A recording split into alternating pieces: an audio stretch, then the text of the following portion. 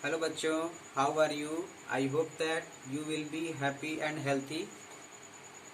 आज मैं आप लोगों के लिए इस लेक्चर वीडियो में स्टैंडर्ड 10 का ट्रिगोनोमेट्रिक चैप्टर लेकर आया हूं, जो ट्रिगोनोमेट्री का लेक्चर वीडियो 2 है। इस लेक्चर वीडियो में आप लोगों को एक्सरसाइज 8.1 के question number 4 to question number 11 के सॉल्यूशन को करना सीखेंगे। तो आप सभी जो लोग इस वीडियो लेक्चर को पहली बार देख रहे हो, मतलब इस वीडियो लेक्चर में नए हो, ठीक है, तो आप इस YouTube प्लेटफॉर्म सतीश अड्डा मैथ्स को लाइक कर लें, सब्सक्राइब कर लें, ठीक है, और बेल बटन को क्लिक करना बिल्कुल ना भूलें। और एक चीज़ मैं आप लोग को, जो ये लेक्चर वीडियो 2 है, इसको देखने से पहले इसके पहले वाले लेक्चर वीडियो लेक्चर नंबर 1, उसका कोड होगा TRGL-1, ठीक है। उस वीडियो लेक्चर को जरूर देख लें, ताकि जो इस वीडियो लेक्चर में 4 to 11 क्वेश्चंस के जो सॉल्यूशन बताया जाएंगे आपको, वह अच्छी तरह से आपको समझ में आ जाए, ठीक है। तो आज के वीडियो में हम लोग क्या है, अब क्वेश्चन नंबर 4 को सॉल्व करना सीखते हैं, ठीक है। तो क्वेश्चन नंबर 4, ठीक है। तो आप सभी लोग NCERT बुक को ओपन कर लीजिए और उसमें ट्रिगोनोमेट्रिक चैप्टर को देखिए, जिसके एक्सरसाइज 8.1 के क्वेश्चन नंबर 4 में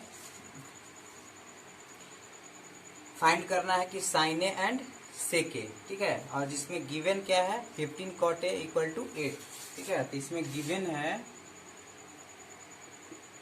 डायरेक्ट मैं सॉल्यूशन कर रहा हूं, ठीक है ना। आप लोग अपना बुक में क्वेश्चन को जरूर रीड कर लें, ताकि क्वेश्चन आप लोग अच्छी तरीके से समझ जाएं, ठीक है। cot A = 8, ठीक है। तो क्वेश्चन में एक गिवन है, तो फाइंड क्या करना है, फाइंड करना है साइन ए एंड सेक ए। तो फाइंड करना है साइन ए क्या होगा, क्वेश्चन मार्क, और सेक ए क्वेश्चन मार्क, ठीक है। ये फाइंड करना है। तो इसको सॉल्व करना हम लोग कैसे शुरू करें, तो इसमें क्या है, जो 15 cot A = 8 है ना, उसको आप लोग लिखिए, जो गिवन है cot A = 8। इससे cot A का वैल्यू फाइंड कर लीजिए, 8/15, ठीक है ना। और cot A = क्या होता है, B/P होता है, या 10 का अपोजिट है, ठीक है ना। तो B/P हो गया, ठीक है। तो किसी भी ट्रिगोनोमेट्रिक चैप्टर के क्वेश्चन को सॉल्व करते समय आप लोग कोशिश जरूर कीजिएगा कि ईच एंड एवरी क्वेश्चन में अगर फिगर ड्रॉ कर सकते हैं तो ड्रॉ करने का प्रयास जरूर कीजिए, ठीक है। जिससे आपको जो है अच्छी तरीके से क्वेश्चन को सॉल्व करने की स्ट्रेटजी जो है आपके माइंड में डेवलप हो जाएगी, और आप अच्छी तरीके से क्वेश्चन को अटेम्प्ट कर पाएंगे, ठीक है। तो क्वेश्चन नंबर जो 4 है, उसके लिए हम लोग क्या है, एक एज्यूम कर लिए कि एक राइट एंगल ट्रायंगल ABC है, जिसमें जो B वर्टेक्स है उस पे राइट एंगल फॉर्म हो रहा है, ठीक है। मतलब ये राइट एंगल ट्रायंगल जिसमें B पे क्या है, राइट एंगल हो, तो इसके अनुसार क्या हो जाएगा, हाइपोटेन्यूज हो जाएगा, है ना। और जिस भी एक एंगल को आप ले लीजिए, ठीक है, यहाँ पे cot A बोल रहा है, इसका मतलब एंगल A को एक्यूट ट्रीट कर लीजिए। इसके अनुसार जो है ये क्या हो जाएगा, परपेंडिकुलर हो जाएगा, और A आपका बेस हो जाएगा, ठीक है। तो क्वेश्चन को आगे साइन ए और सेक ए का वैल्यू फाइंड करने से पहले, है ना, किसी भी जो राइट एंगल ट्रायंगल है उसके ईच एंड एवरी साइड को फाइंड कर लिया जाता है, ताकि जो इस ट्रिगोनोमेट्रिक रेशियो है उसमें यूज होने वाले जो साइड हैं, अगर वो अगर आप फाइंड कर लीजिएगा तो आसानी से इन सब ट्रिगोनोमेट्रिक रेशियो का वैल्यू फाइंड कर सकते हैं। इसका मीनिंग है कि देयरफॉर B = इस स्टेटमेंट से B = क्या है, 8, और P = 15 फाइंड कर सकते हैं, और आप लोग क्या कीजिएगा, h equal to question mark, मतलब h को फाइंड करना है, ठीक है। तो अब क्या करना है, h फाइंड करने के लिए हम लोग पाइथागोरस थ्योरम, ठीक है, का यूज करेंगे और उसके माध्यम से हम लोग हाइपोटेन्यूज को फाइंड कर लेंगे, ठीक है। तो यहाँ पे आप एक लैंग्वेज लिख लीजिएगा, बाय यूजिंग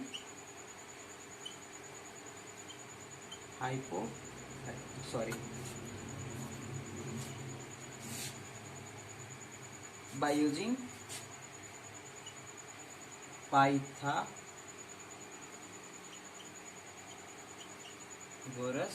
थ्योरम। तो पाइथागोरस थ्योरम के अनुसार, है ना, क्या होता है कि जो लार्जर साइड होता है, मतलब लार्जेस्ट साइड होता है इस राइट एंगल ट्रायंगल में, सबसे बड़ा जो साइड होता है वो हाइपोटेन्यूज है। तो हाइपोटेन्यूज का जो स्क्वायर है रेस्ट टू साइड के स्क्वायर के सम के इक्वल होता है, मतलब P square plus B square के इक्वल होता है, ठीक है। तो ये क्या है, पाइथागोरस थ्योरम का यूज कर हम लोग क्या है हाइपोटेन्यूज को फाइंड कर सकते हैं, ठीक है। तो इसका स्क्रीनशॉट ले लीजिए, ठीक है ना, ताकि ऊपर वाला पार्ट को हम लोग मिटाएं और इस क्वेश्चन को सॉल्व कर सकें।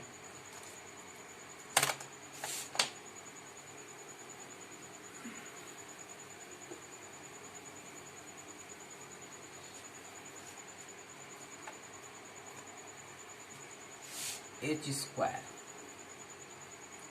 Square equal to P square का वैल्यू 15 का स्क्वायर प्लस बी का वैल्यू 8 का स्क्वायर, ठीक है। तो एच का वैल्यू फाइंड करना है, 15 का square 225 plus 64 H square, H equal to under root 289 equal to 17, ठीक है। तो हाइपोटेन्यूज 17 फाइंड आउट कर चुके हैं हम लोग, ठीक है ना। तो अब हम लोग को क्या फाइंड करना है, साइन ए। तो साइन ए इक्वल टू क्या होता है, sine A equal to P by H होता है, ठीक है ना। इसके पहले के लेक्चर वीडियो में ट्रिगोनोमेट्रिक रेशियो के क्या फॉर्मूले होते हैं वो बता दिया गया है, ठीक है। तो आप लोग वहाँ पे पिछले वीडियो को जरूर देखें, जिसका लिंक जो है इस वीडियो के डिस्क्रिप्शन में दिया हुआ है, ठीक है।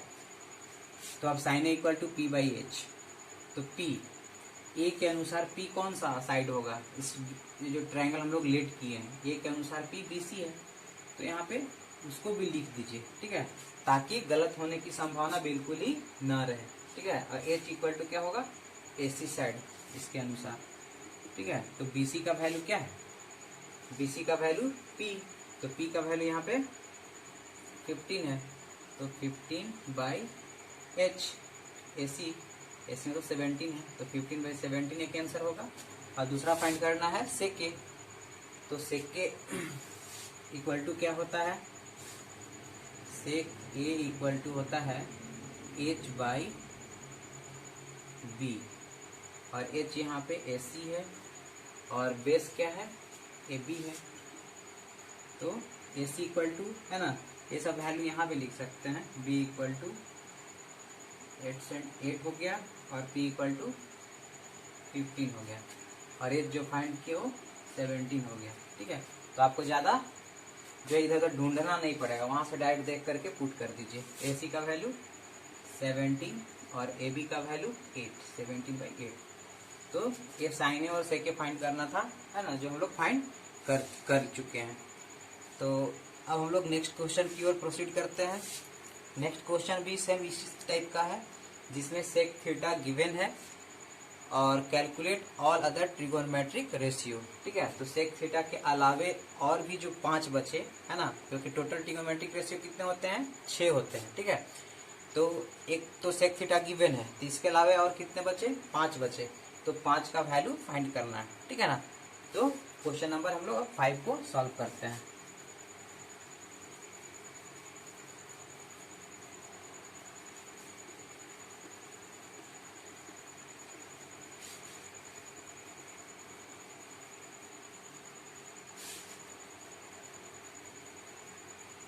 अब सॉल्विंग मेथड आप लोग सीख चुके होंगे, ठीक है ना। तो इसमें लैंग्वेज वगैरह लिखने की आवश्यकता नहीं होगी। अब जो क्वेश्चन हम लोग आपको मैं जो बताऊंगा है ना, इसमें लैंग्वेज लिखने की आवश्यकता नहीं है, मैं लैंग्वेज सिर्फ बोल दिया करूंगा, ठीक है। और आप लोग जब क्वेश्चन सॉल्व कीजिएगा तो लैंग्वेज को भी अपने सॉल्यूशन में जरूर जगह दीजिएगा, ठीक है। जैसा इसके अभी जो क्वेश्चन नंबर 4 को सॉल्व किए उसमें जिस तरीके से हम लोगों ने लैंग्वेज का यूज किया उसी तरीके से पार्टिकुलर जगह पे आप जो सॉल्विंग स्टेप है उसको जरूर लिखिएगा, ठीक है। हम इन शॉर्ट में क्वेश्चन नंबर 5 को सॉल्व कर रहे हैं। इसमें दिया हुआ है given sec theta equal to 13/12, ठीक है। तो सेक थीटा का वैल्यू क्या होता है, h/b होता है, ठीक है। इसका मतलब h जो हो गया, देयरफॉर लिखिए, इसमें क्या है सिंस लिखिए, सिंस का मतलब एक डॉट नीचे 2 डॉट ऊपर, ठीक है। और देयरफॉर में एक डॉट ऊपर 2 डॉट नीचे, h इक्वल टू 13 और b इक्वल टू 12, इसका मतलब p फाइंड करना है, ठीक है। तो बाय यूजिंग पाइथागोरस थ्योरम आप लोग लिख लीजिएगा, ठीक है। हम डायरेक्ट क्या है पी स्क्वायर का फॉर्मूला यहाँ पे लिख देते हैं। तो पी स्क्वायर है ना, और इसमें सबसे जो छोटा साइड है ना, और जो सबसे बड़ा साइड है, ठीक है, वो तो छोटा साइड या तो P होगा या B होगा, ठीक है। पिछले ही क्वेश्चन के फिगर को हम लोग यूज कर ले रहे हैं। इसको मान लीजिए थीटा है, ठीक है। तो जो छोटा साइड होगा B या P में से कोई एक होगा, ठीक है। और सबसे बड़ा साइड कौन होगा, H है। तो अगर छोटे साइड का फॉर्मूला पाइथागोरस थ्योरम से अगर आपको लिखना है तो उसके लिए याद करने की जरूरत नहीं है, सिर्फ समझना है। क्या समझना है कि जो बड़े साइड का स्क्वायर होगा, सबसे बड़े साइड मतलब हाइपोटेन्यूज राइट एंगल ट्रायंगल में सबसे बड़ा होता है, ठीक है। तो हाइपोटेन्यूज के स्क्वायर में क्या है, इस परपेंडिकुलर के अलावा जो बचा बेस है, तो बेस के स्क्वायर को माइनस कर दीजिए, ठीक है। यही फॉर्मूला है। तो h का स्क्वायर 13 का स्क्वायर माइनस बेस कितना है 12 का स्क्वायर। देखिए यहाँ a का स्क्वायर माइनस b का स्क्वायर पैटर्न पे है, मतलब इसको एक बार हम लोग क्या कर लेंगे, ऐड कर लेंगे और एक बार सबट्रैक्ट कर लेंगे, ठीक है। तो P square equal to 25 into 1 P square, तो p इक्वल टू कितना √25, ठीक है। इसका प्लस और माइनस 5 दोनों हो सकता है सॉल्यूशन, ठीक है ना। लेकिन हम लोग यहाँ पे सिर्फ प्लस वाला वैल्यू ही लेंगे, क्यों, क्योंकि साइड कभी भी निगेटिव नहीं होते हैं, ठीक है ना। तो p इक्वल टू क्या हो जाएंगे 5, ठीक है। अब इसमें हम लोग ऑल ट्रिगोनोमेट्रिक रेशियो फाइंड करना है। तो ऑल ट्रिगोनोमेट्रिक रेशियो में बारी बारी से हम लोग क्या है फाइंड कर सकते हैं कि साइन थीटा क्या होगा, ठीक है, कोस थीटा क्या होगा, ठीक है ना, टेन थीटा क्या होगा, कॉट थीटा क्या होगा, कोसेक थीटा क्या होगा, ठीक है। और एक और कौन बचा, sine cos tan cosec sec given है, एक कॉट बचा, ठीक है ना। तो इनको हम लोग को क्या कर लेना है, फाइंड कर लेना है। इनके जो फॉर्मूले हैं ट्रिगोनोमेट्रिक रेशियो साइड के टर्म में, ठीक है, उनको लिख करके उनके वैल्यू को एज पर रिक्वायरमेंट जहाँ पी रखना पी रखी, जहाँ एच रखना एच रखिए, उसको हम लोग फाइंड कर लेंगे, ठीक है। तो ऊपर वाले पार्ट को हम लोग मिटाते हैं।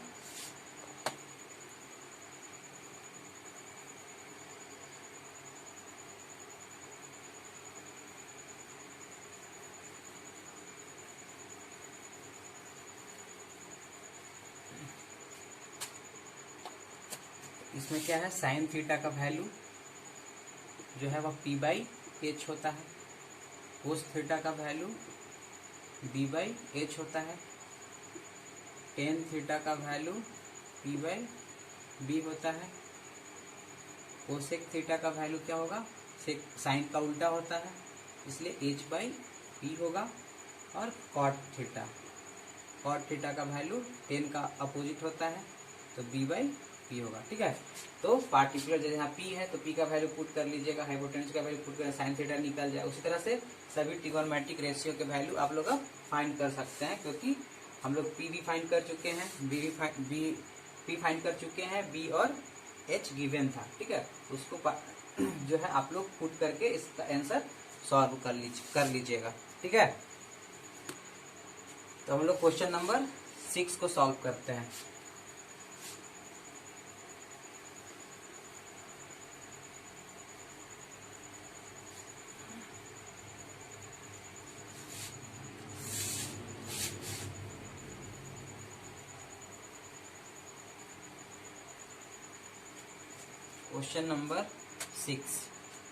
क्वेश्चन नंबर 6 में बोला जा रहा है if angle A and B are acute angles हैं such that cos A equal to cos B. इसमें बोल रहा है कि एंगल ए जो है एंड एंगल बी जो है वह क्या है, एक्यूट एंगल है। कब? सच दैट मतलब कब? जब कोस A equal to cos B हो, कोस A equal to cos B हो, ठीक है ना। तो इसमें क्या फाइंड करना है, तो फाइंड करना है, शो करना है, सो दैट एंगल ए जो है वो एंगल बी के इक्वल है, ठीक है। तो बस ये एक लाइन का क्वेश्चन है, समझना है। इसमें गिवन क्या है, इसका सॉल्यूशन यहाँ से कर रहा हूं मैं, ठीक है। इसमें गिवन है कि कोस ए जो है वह कोस बी के इक्वल है, ठीक है।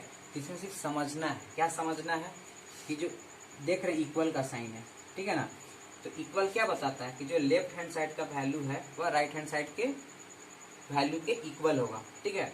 तो यहाँ देख रहे हैं कि दोनों साइड में क्या है, ट्रिगोनोमेट्रिक रेशियो सेम है, कोस इधर भी कोस, ठीक है।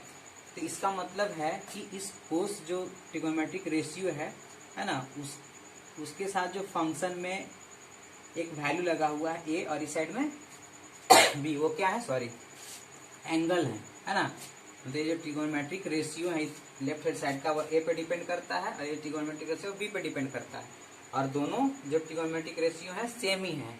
इट मीन्स दैट इनके जो वैल्यू होंगे, ए के जो वैल्यू होंगे और बी के जो वैल्यू होंगे है ना, वो क्या होंगे, इक्वल होंगे। क्यों? क्योंकि दोनों साइड का इक्वेशन है, इसका मतलब दोनों साइड का वैल्यू हमको क्या करना है, सेम करना है, सेम करना है। ट्रिगोनोमेट्रिक रेशियो सेम है, इसलिए वैल्यू भी सेम होना ही चाहिए, ठीक है ना, मतलब सेम होना पड़ेगा। देयरफॉर क्या बोल देंगे कि एंगल ए जो है वह एंगल बी के इक्वल है, ठीक है। तो यहाँ जो कोस ए है ना, वह क्या है, ए का फंक्शन है। क्या है, ए का फंक्शन है। ऐसा नहीं है कि कोस जो है वह ए के मल्टीप्लाई में है, ठीक है। ये मल्टीप्लाई में नहीं होता है, मल्टीप्लाई में होता, ठीक है, तो हम लोग है ना इसको क्या है, काट सकते थे, ठीक है। लेकिन ये मल्टीप्लाई में नहीं है ना, इसलिए यहाँ पे हम लोग काट करके कुछ लोग क्या चीज करेंगे कि इसको काट देंगे और इसको क्या बोल देंगे, angle A equal to angle B. लेकिन वैसे नहीं होता है, क्योंकि ये फंक्शन है। तो फंक्शन टोटल जो फंक्शन है ना, ट्रिगोनोमेट्रिक रेशियो कोस वह क्योंकि सेम है, इसलिए इसके जो एंगल है जिसपे ये एक्ट कर रहा है वह एंगल भी इक्वल होंगे, ठीक है। तो कभी भी अगर ट्रिगोनोमेट्रिक रेशियो दोनों साइड में सेम हो जाए तो उसको काटते नहीं है, देयरफॉर लिख करके एंगल को हम लोग इक्वल के रूप में रिप्रेजेंट करते हैं। इसका मतलब वह इक्वल होंगे, ठीक है। तो यही शो करना था और हम लोग क्या है, शो कर चुके, ठीक है। तो ये वाला इस तरह से कहीं दिया हुआ रहेगा तो रॉन्ग स्टेटमेंट है ना। ये क्या होता है, जो ट्रिगोनोमेट्रिक रेशियो होता है वह एंगल का फंक्शन होता है, मतलब एंगल पे डिपेंड करता है, ठीक है। तो हम 6 नंबर क्वेश्चन को क्या है, मिटा रहे हैं ताकि 7 नंबर क्वेश्चन को हम लोग सॉल्व करें।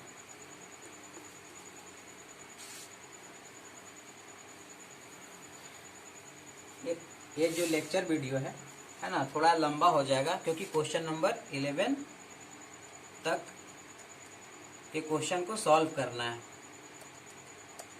लेकिन जो नेक्स्ट वीडियो आएंगे मैं कोशिश करूंगा कि छोटा हो, है ना, एक वीडियो में 4 या 3 क्वेश्चन को ही सॉल्व करके आप लोग को बताऊं।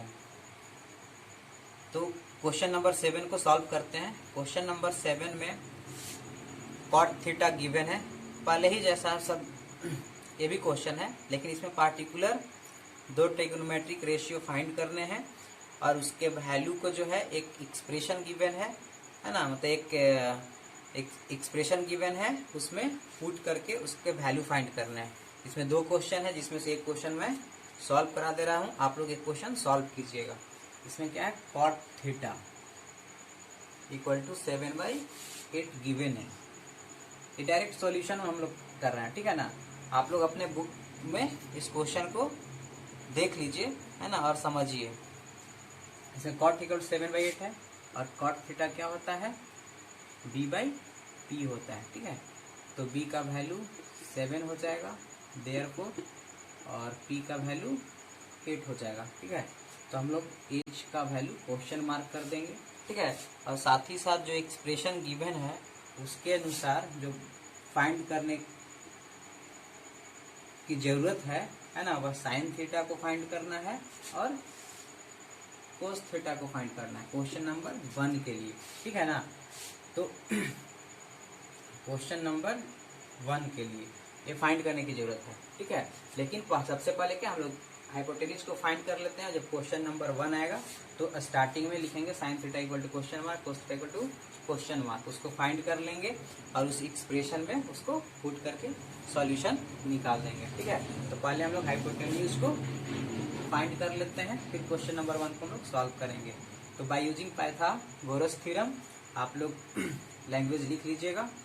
एच स्क्वायर इक्वल टू क्या हो जाएगा, पी का स्क्वायर, मतलब डायरेक्ट में सॉल्व कर रहा हूँ, 8 स्क्वायर प्लस बेस का स्क्वायर 7 का स्क्वायर। तो एच इक्वल टू 8 का स्क्वायर 64 प्लस 49 अंडर रूट, ठीक है। इम्प्लाई का साइन जरूर दीजिएगा जब भी इक्वेशन को लेकर के चलिए, लेफ्ट हैंड साइड और राइट हैंड साइड आप लोग लेकर चल रहे हो तो इम्प्लाई का साइन जरूर देना है, ठीक है। तो H equal to under root 9 4 31 6 4 10 और 1 11 113, ठीक है। एच फाइंड हो गया। तो अब क्वेश्चन नंबर 1 में क्या था, साइन थीटा फाइंड करना है और दूसरा क्या है, कोस थीटा, क्वेश्चन मार्क, ठीक है। तो sign theta equal to p/h होता है। तो p का वैल्यू कितना है, p का वैल्यू 8 है, 8/h का वैल्यू फाइंड किया हम लोग अंडर रूट 113, ठीक है। और कोमा दीजिए कोस थीटा b/h। तो b का वैल्यू क्या है 7, 7/h का वैल्यू अंडर रूट 113, ठीक है। इसका स्क्रीनशॉट आप लोग ले लीजिए ताकि ऊपर का पार्ट हम मिटाएं और क्वेश्चन को सॉल्व करें।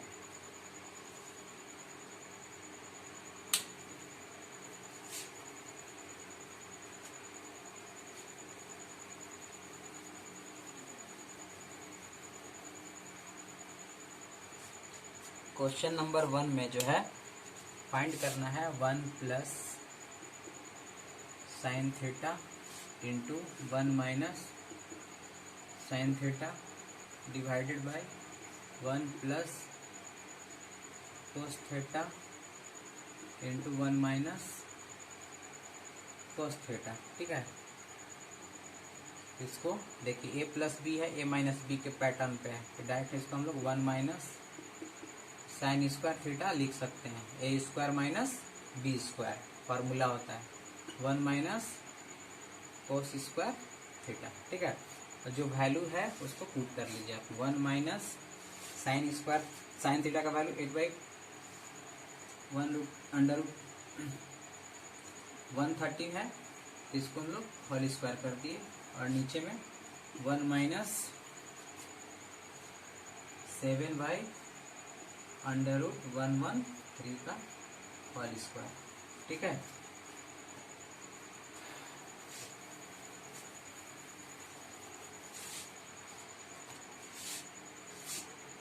1 माइनस 64/113 डिवाइडेड बाई 1 माइनस 49/113, ठीक है। तो इसका स्क्रीनशॉट आप लोग ले लीजिए, ठीक है।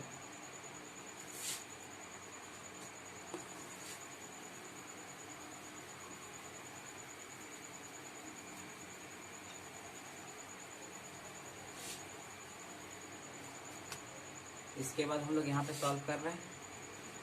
113 minus 64 divide by 113 divided by 113 minus 49 by 113, ठीक है। तो ऊपर में आता है 49 बाई 113 डिवाइडेड बाई 64 बाई 113, ठीक है। तो अब क्या है कि पहले आप लोग जब इस तरह का पैटर्न आता था डिवाइड का, तो आप लोग पहले इसको डिवाइड में बदलते थे, फिर मल्टीप्लाई में चेंज करते थे, ठीक है ना। लेकिन इसको हम डायरेक्ट कैसे सॉल्यूशन के रूप में कन्वर्ट कर दें, उसके लिए मैं कुछ कोडेड पैटर्न बता रहा हूँ, ठीक है।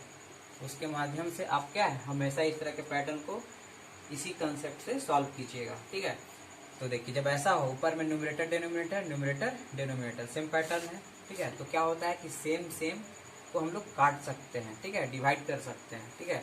और जो अपोजिट वाले हैं उसको हम लोग मल्टीप्लाई करते हैं। तो न्यूमरेटर न्यूमरेटर से कटता है तो काट दीजिए, डिनोमिनेटर डिनोमिनेटर से कटता है तो काट दीजिए, है ना।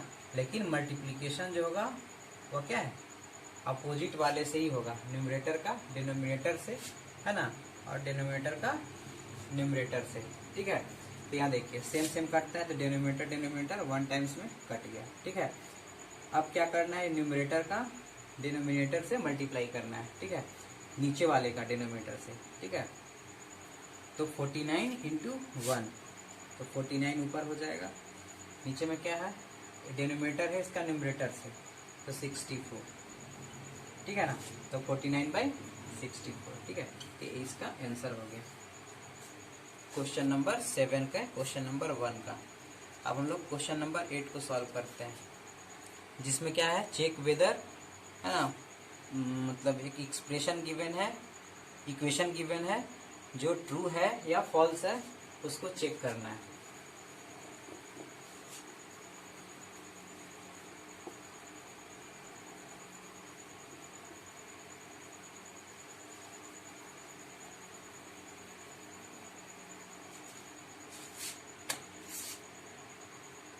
क्वेश्चन नंबर 8, क्वेश्चन नंबर 8 में गिवन है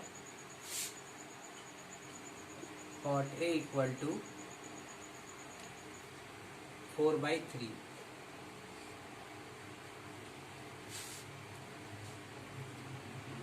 तो इसके अनुसार क्या हो जाएगा B/P, ठीक है। तो एच फाइंड करना है, तो H square equal two by Pythagoras theorem से 4 का स्क्वायर प्लस 3 का स्क्वायर, ठीक है। इन शॉर्ट में मैं सॉल्व कर ले रहा हूँ, ठीक है।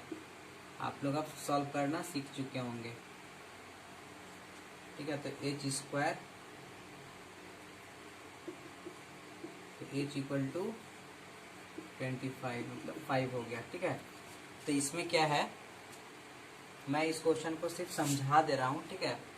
आप लोग चेक करना सीख चुके हैं, इसके पहले वाले एक्सप्रेशन के जैसा ही इसको क्या है लेफ्ट हैंड साइड और राइट हैंड साइड के एक्सप्रेशन को सॉल्व कर लेना है ना। बस इसमें क्या है चेक करना है कि अगर वह ट्रू होते हैं तो इक्वल में सो जैसा कंडीशन दिखला देना है कि left hand side right hand side के इक्वल है। अब अगर नहीं हो रहे हो वैसे, ठीक है, तो नॉट इक्वल टू दिखला देना है। इसमें बस वही करना है, 10 square A equal to cos square A minus sine square ए।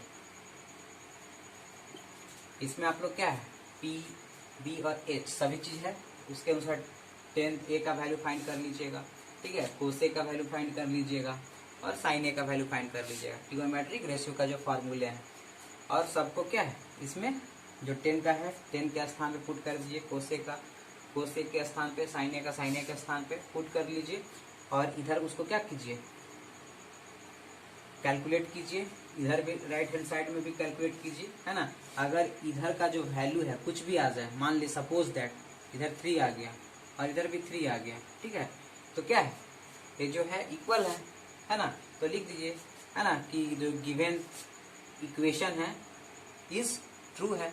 अगर इक्वल नहीं आता है, इस साइड में सपोज दैट 3 आया, इस साइड में क्या आ जाए 1 आ जाए, ठीक है, तो इसको क्या कर देंगे नॉट इक्वल टू, ठीक है ना। तो आप लोग है ना इसको क्या अपने से सेल्फ प्रैक्टिस कीजिएगा। इसी तरीके से बस जहाँ वैल्यू फाइंड करना है उसको पुट कर देना है। दोनों साइड में इक्वल आ गए तो इक्वल ही रहेगा, और इक्वल नहीं आएंगे तो नॉट इक्वल टू 1 कर देना है, और लास्ट में लिखना है hence given equation is not true. ठीक है, तो क्वेश्चन नंबर 8 आप लोग समझ चुके होंगे। अब क्वेश्चन नंबर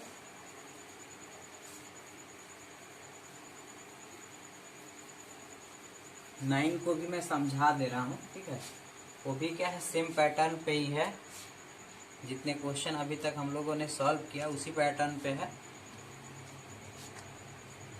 उसको सॉल्व करने का सिर्फ मैं आइडिया आपको बता दे रहा हूँ। ठीक है, शुरुआत कर दे रहा हूँ। इसमें बोला है, क्वेश्चन नंबर 9 में बोला जा रहा है कि इन ट्रायंगल एबीसी है, एक ट्रायंगल है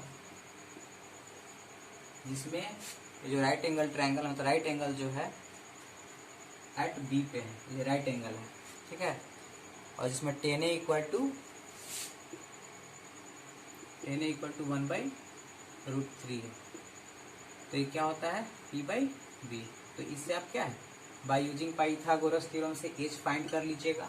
ठीक है, और इसमें क्या बोला जा रहा है कि एक्सप्रेशन का वैल्यू फाइंड करना है कि sine A into cos C plus cos A into sine C. ठीक है ना, तो देखिए साइन ए है, मतलब ए के अनुसार मतलब ए को एक्यूट एंगल मान करके हम लोग साइन ए का वैल्यू फाइंड कर लेंगे। ठीक है, इसका मतलब है कि ए के अनुसार P बाई क्या होगा, H कौन होगा, ए के अनुसार P हमारा BC होगा और H क्या हो जाएगा, AC हो जाएगा, साइन हो जाएगा। और कोस C क्या हो जाएगा, कोस C मतलब इसको एक्यूट एंगल ट्रीट करना है, उसके अनुसार हमको B/H फाइंड करना है। तो इसके अनुसार B क्या हो जाएगा, B हो जाएगा, ये तो P हो जाएगा C के अनुसार, तो ये B होगा, मतलब BC और AC जो है वह हाइपोटेन्यूज होगा, चाहे वह ए एंगल हो या C वाला हो, कोई भी हो। साइन ए कोस C हो गया। अब कोस ए फाइंड कर लीजिएगा, कोस ए इक्वल टू B/H, लेकिन एक्यूट एंगल ए के अनुसार करना है।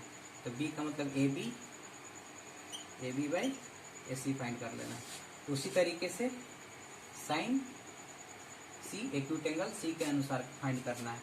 इसके अनुसार क्या हो जाएगा, P/H, तो इसके अनुसार P AB/AC हो जाएगा। ठीक है, तो पार्टिकुलर वैल्यू जो है ना, PB और H, PB गिवन है ना, H को फाइंड करके है ना, पार्टिकुलर वैल्यू को वहां पे इस साइड के अलोंग में लिख लीजिएगा। ठीक है, और साइन ए कोस ए और साइन सी का वैल्यू फाइंड कर लीजिएगा। ठीक है, और फाइंड करने के बाद इस एक्सप्रेशन में है ना, पार्टिकुलर जो साइन ए का वैल्यू है उसको रखिएगा, कोस सी का वैल्यू रखिएगा, कोस ए का वैल्यू रखिएगा, साइन सी का वैल्यू रखिएगा, और कैलकुलेट करने के बाद जो वैल्यू आएगा वही आंसर हो जाएगा। ठीक है, तो इसी तरीके से इस क्वेश्चन को सॉल्व करना है।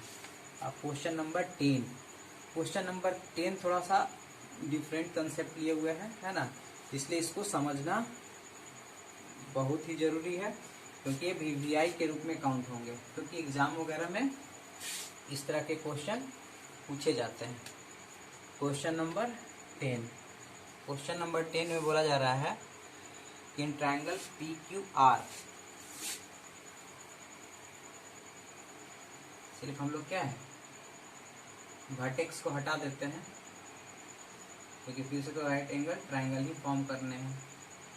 ठीक है, PQR है राइट एंगल ट्रायंगल, और राइट एंगल इसमें कहाँ पे है, Q पे है, तो Q को यहाँ रख दीजिए और इन ऑर्डर में PQR अरेंज कर दीजिए। ठीक है, इसमें क्वेश्चन नंबर 10 में जो है PR plus QR equal to 25 given है, इसको इक्वेशन फर्स्ट फिट कर लीजिए, और PQ इक्वल टू 5 गिवन है, इक्वल टू 5 सेंटीमीटर गिवन है। ठीक है ना, PQ 5। ठीक है, तो इसमें क्या है, sine P equal to question mark find करना है, कोस P फाइंड करना है, क्वेश्चन मार्क, और 10P 10p equal to question mark है, ठीक है, ये फाइंड करने हैं।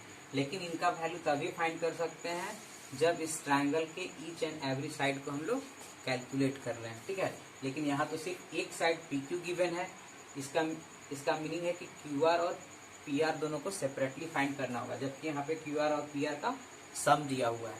तो आप लोग सोचिए इसको सॉल्व कैसे करना है, ठीक है। तो आप लोग के दिमाग में आएगा, ठीक है, कि अगर PR प्लस QR गिवन है, अगर PR माइनस QR अगर किस तरीके से हम लोग फाइंड कर लें, ठीक है, तो दो इक्वेशन हो जाएंगे, उसको हम लोग क्या कर लेंगे, या तो सब्ट्रैक्ट कर लेंगे या ऐड कर लेंगे। तो उससे हमारा PR और QR का वैल्यू क्या है, 1 by 1 फाइंड कर सकते हैं, ठीक है। तो PR माइनस QR फाइंड करना है। तो PR माइनस QR फाइंड करने के लिए क्या है, कुछ हम लोग को क्या है, तरीका निकालना होगा। तो यहाँ पे क्या यूज होगा कंसेप्ट यहाँ, क्योंकि इस चैप्टर जो है साइड निकालने के लिए हम लोग क्या है, पाइथागोरस थ्योरम को यूज करते हैं। तो उसके अनुसार क्या है, PQ क्या होगा, है ना, उसका फॉर्मूला आप लोग को यहाँ पे लिखना होगा। किसके आधार पर होगा, बाय यूजिंग पाइथागोरस थ्योरम। तो PQ जो है ना, वह उसका जो फॉर्मूला होगा, इसमें जो सबसे बड़ा साइड है मतलब हाइपोटेन्यूज, उसके स्क्वायर में से, स्क्वायर के होल स्क्वायर में से PQ के अलावा जो अन्य अदर जो साइड बचा है उसके स्क्वायर को माइनस कर दीजिए, ठीक है। इसका मतलब है कि P square equal to H square minus B square, वही किए, ठीक है ना। तो PQ का वैल्यू तो फाइंड पता है, P का वैल्यू 5 है, तो 5 का स्क्वायर हमने डायरेक्ट PQ का स्क्वायर लिखा, ठीक है। आप लोग इन स्टार्ट, ठीक है, जो है आप लोग डायरेक्ट पाइथागोरस थ्योरम को लिख के भी कर सकते हैं। उसके बाद आप लोग PQ का वैल्यू कैलकुलेट कीजिए। तो पाइथागोरस थ्योरम क्या कीजिएगा, स्टार्टिंग आप लोग H square equal to P square plus B square कीजिए। उसके अनुसार PQ का वैल्यू जैसा एक स्टेप बाद आप लोग वैसा लिखिएगा, है ना। मैंने डायरेक्ट इस स्टेप को लिख दिया, ठीक है। लेकिन आप लोग भी कोशिश कीजिए कि डायरेक्ट परपेंडिकुलर का स्क्वायर का फॉर्मूला क्या होगा, बेस के स्क्वायर का फॉर्मूला क्या होगा, हाइपोटेन्यूज के स्क्वायर का फॉर्मूला क्या होगा, ठीक है।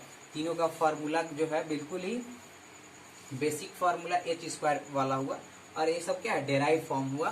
तो डेराइव फॉर्म में कुछ याद करने की जरूरत नहीं है कि इसमें भी आपको रटना पड़ेगा। सिंपली क्या है कि कोई भी जो सबसे बड़ा साइड के स्क्वायर में से, ठीक है, स्क्वायर में से क्या है, अन्य दो साइड में से दो साइड में से कोई एक के स्क्वायर को माइनस करने पे, ठीक है, जो बचा हुआ और साइड एक बचा है ना, उसके स्क्वायर का वैल्यू फाइंड कर सकते हैं। इसका मतलब कोई भी साइड, या तो PQ का स्क्वायर निकालना हो या QR का स्क्वायर निकालना हो, तो अगर PQ निकालना है तो हाइपोटेन्यूज के स्क्वायर में से जो PQ के अलावा जो साइड बचा QR, उसके स्क्वायर को माइनस कर दीजिए। अगर QR फाइंड करना है तो क्या करना है, हाइपोटेन्यूज मतलब PR के स्क्वायर में से, ठीक है, आपको कौन सा दूसरा साइड बचा, PQ, तो PQ के स्क्वायर को माइनस कर दीजिए, ठीक है। सो इजी है, ठीक है, समझ सकते हैं, ठीक है।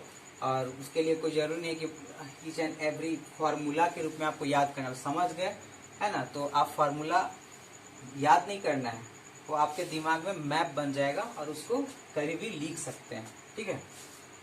तो 5 का स्क्वायर और ये क्या है, A square minus B square के पैटर्न पे है, तो A प्लस B एक बार होगा, एक बार A माइनस B होगा। तो PR plus QR into PR minus QR, तो 25 हो गया इधर, और PR प्लस QR 25 है, इंटू PR माइनस QR। इसका वैल्यू फाइंड करना होता है, वेरिएबल हो गया। इसका मतलब है PR माइनस QR का वैल्यू फाइंड करने के लिए, है ना, 25 से इसमें डिवाइड होगा, 25/25 1 आ गया, ठीक है। तो PR माइनस QR 1 आया, इसको फर्स्ट मान लीजिए, इसको क्या है सेकेंड मान लीजिए। स्क्रीनशॉट आप लोग ले लीजिए, ठीक है।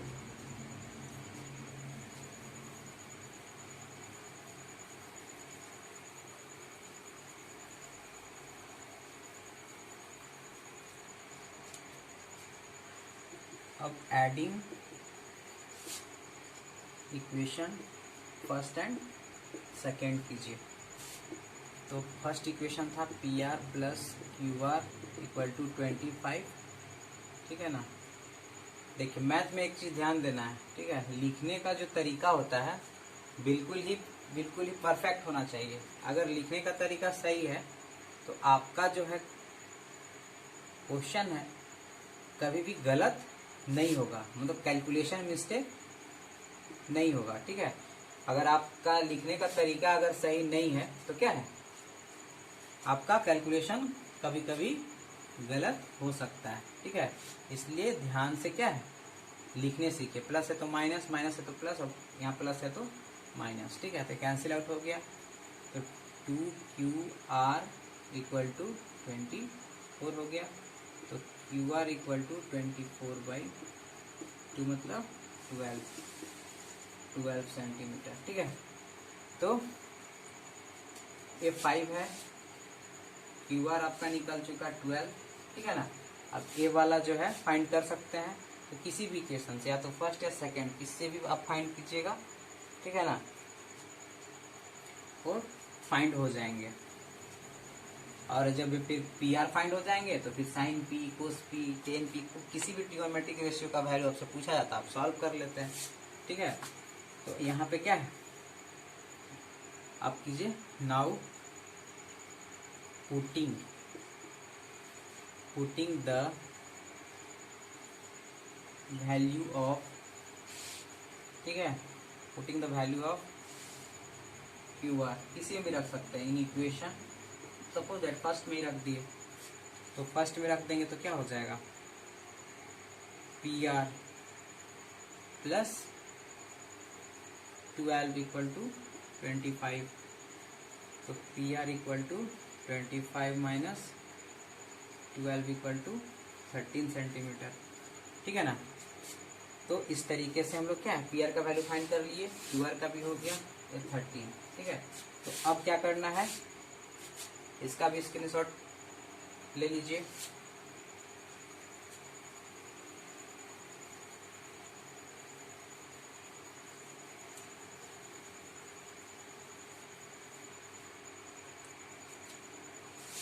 तो अब साइन P का वैल्यू फाइंड करना है। साइन P इक्वल टू क्या होगा, फॉर्मूला के अनुसार तो P/H होता है, तो P एक्यूट एंगल है, P के अनुसार P क्या होगा, QR होगा, तो QR लिख दीजिए, और H आपका PR होगा, ठीक है। इसके अनुसार इसका आंसर होगा क्या होगा, 12/13, ठीक है, आंसर हो गया एक। दूसरा कोस P फाइंड करना है, तो B/H होता है, तो B जो होगा P के अनुसार, P एक्यूट एंगल ट्रीट करने के बाद PQ होगा बाई PR होगा, तो PQ 5 हो गया और PR 13 हो गया, एक भी आंसर हो गया। अब और नेक्स्ट है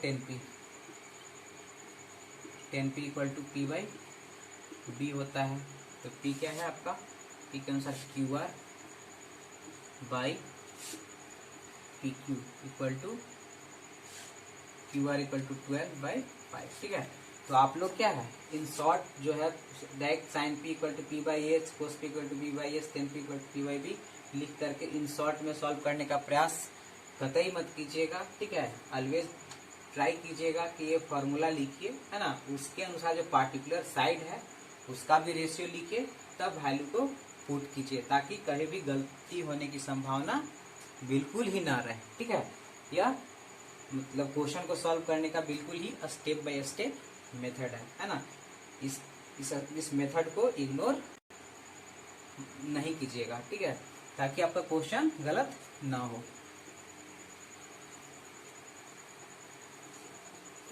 हम लोग क्वेश्चन 11 को सॉल्व करते हैं। लगभग इस लेक्चर वीडियो में पूरा चैप्टर ही हम लोगों ने सॉल्व कर लिया, ठीक है। इसलिए लेक्चर वीडियो थोड़ा लंबा हो गया है, ठीक है ना, लेकिन कोई बात नहीं, पेशेंस रख करके पूरा लेक्चर वीडियो को जरूर देख लीजिएगा। 11 का फर्स्ट क्वेश्चन है ना। इसमें जो क्वेश्चन 11 में दिए हुए हैं वो क्या है, फाइंड करने की ट्रू और कौन सा स्टेटमेंट ट्रू है, कौन सा स्टेटमेंट फॉल्स है।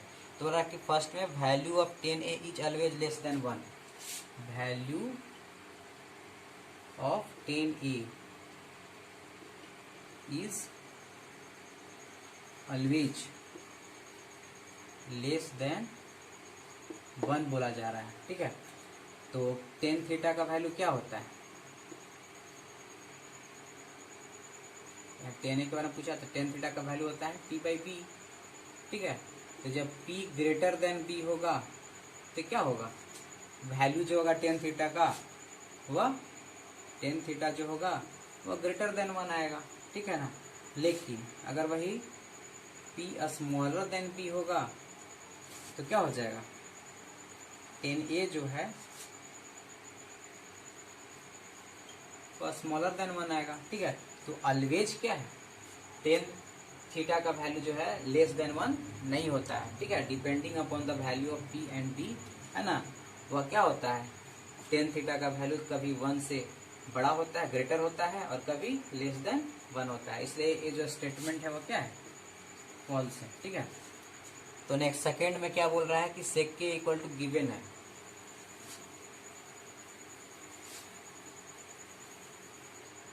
सेकेंड 11 का 2 सेक के इक्वल टू गिवन है 12/5, ठीक है।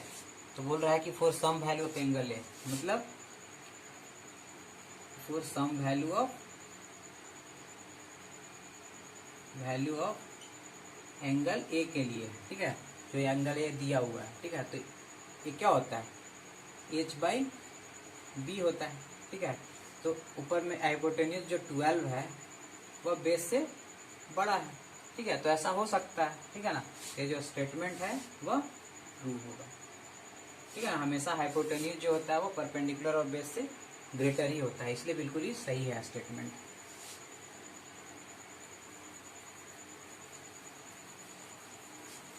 अब थर्ड नंबर को लास्ट हम लोग सॉल्व करेंगे। 4 को देखते हैं। 4 में है कोसे is the product of cot and A. तो जैसा इसमें बोला है कि कॉट ए जो है is the product of cot and A, है ना। तो ये भी क्या होगा, फॉल्स होगा। आप लोग समझ गए होंगे।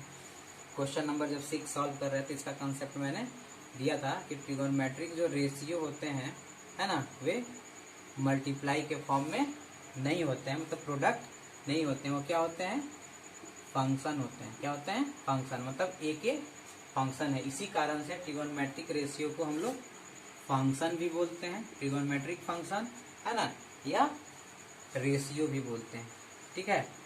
तो ये क्या होते हैं, मल्टीप्लाई में नहीं होते हैं, बल्कि क्या होते हैं, ए जो है कॉट ए, है ना, एक फंक्शन का फॉर्म होता है जिसका वैल्यू जो होता है एंगल पे डिपेंड करता है। इसका मतलब ये फॉल्स स्टेटमेंट है, ये मल्टीप्लिकेशन के फॉर्म में नहीं होते हैं। क्वेश्चन नंबर 5, 11 का 5।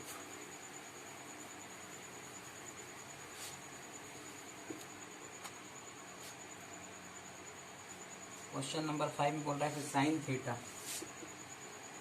थीटा इक्वल टू 4/3 है, 4/3 है फॉर सम एंगल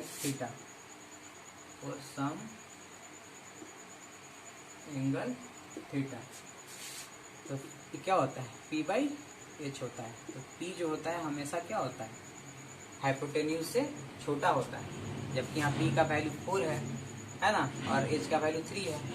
तो 4 कभी भी क्या है, 3 से छोटा नहीं होगा। इसका मतलब ये जो स्टेटमेंट है वह फॉल्स है। तो आप लोग समझ चुके होंगे कि कैसे ट्रू और फॉल्स के क्वेश्चन को सॉल्व करें। आप ध्यान से अगर